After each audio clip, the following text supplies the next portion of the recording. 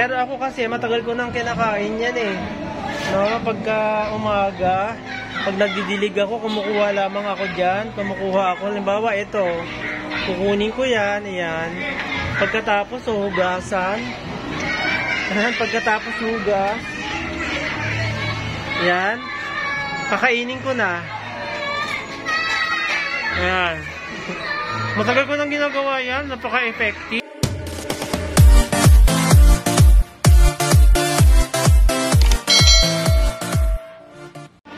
Kabarangay, mapansin natin halos mga last week lamang ay hitik na hitik pa sa bunga ang mga kamatis na yan. Dahil lipas na sila sa panahon, kailangan ko na rin silang palitan. Meron na akong mga bagong punla, kaya iba naman na halaman ang ilalagay ko sa pasamanong ito ng terrace dito sa second floor. Pansinin ninyo mga kabarangay, dahil sa taba ng lupa na ginamit kong pinagtaniman ng mga kamatis na yan, dahil sa compost at saka sa vermicast, ayan, ang taba kasi niyan, fertile ang lupa, kaya kusang tumutubo yung pansit-pansitan. Ayan, hindi ko yan tinatanim eh. Alam mo, may isang grupo ng mga mananaliksik, mga scientists, na ang alam ko, pinoproseso na nila yung paggawa ng gamot mula sa pansit-pansitan para sa gout.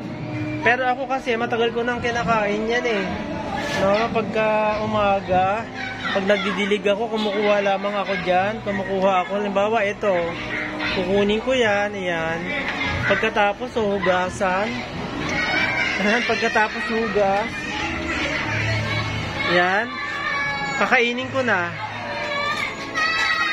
Ayan. Matagal ko nang ginagawa yan, napaka-effective. At yung uric acid ay bumababa, so hindi ako nagkakaroon ng rayuma. At pwede rin siyang gawing ulam, lalo na kung meron kang pritong isda, masarap siyang sausawan. Ituturo ko sa inyo kung paano.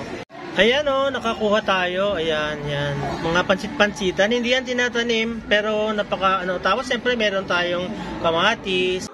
Una, siyempre, hugasan natin. Dapat hugasan natin mabuti kasi may mga nakadikit na alikabok yan eh. Bagamat ang aking garden napakalinis naman, pero mahalaga pa din, nalinisin natin mabuti kasi kakainin natin yan ng sariwa. Siyempre, ang kamatis, hugasan din mabuti. Pagkatapos na mahugasan, tinatanggal natin yung mahahabang parang bulaklak niya yan. Pwede rin namang hindi tanggalin, pero ako kasi tinatanggal ko kasi medyo mas maanghang kasi yan eh. Kapag malinis na, gamit ang kutsilyo, hihiwain natin ng maliliit. Parang ini-slice lang natin siya. Ganyan. Para mas madali siyang haluin at saka ma-absorb niya ng mas madali ang mga iba pang mga ingredients. Ang ihalo natin dyan ay kamatis. Pwede rin maghalo ng bawang o kaya sibuyas. Options nyo na yon. Pero ako kasi kamatis lang. Napansin po ninyo, tinatanggal ko yung buto ng kamatis kasi patutuyuin ko yan para ipunla na ulit.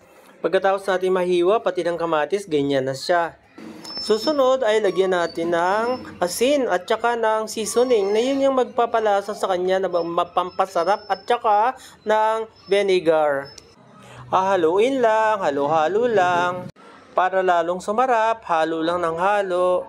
Ito na po yung ating insaladang pansit-pansitan. Amoy pa lang, masarap na.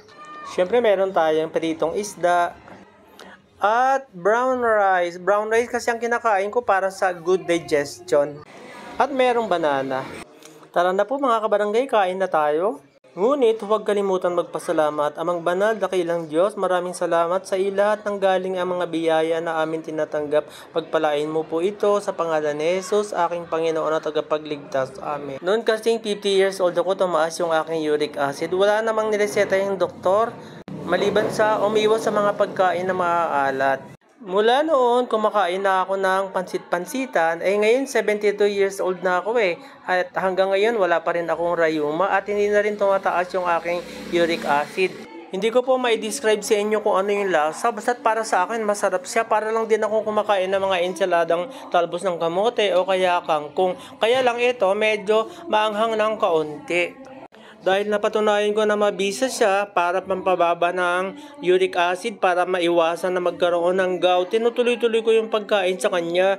Kahit na, kasi mas madalas busy ako, wala akong panahon para gumawa ng ensalada, kinakain ko lang siya pagkapitas ko doon mula sa paso. Pagkatapos hugasan, kinakain ko na.